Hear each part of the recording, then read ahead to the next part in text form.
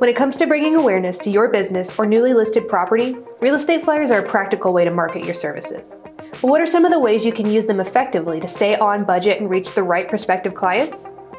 Let's take a look at 3 methods agents can use real estate flyers to earn new leads and retain past clients. Flyer boxes. Include a flyer box on your for sale sign for people to pick up as they drive or walk by.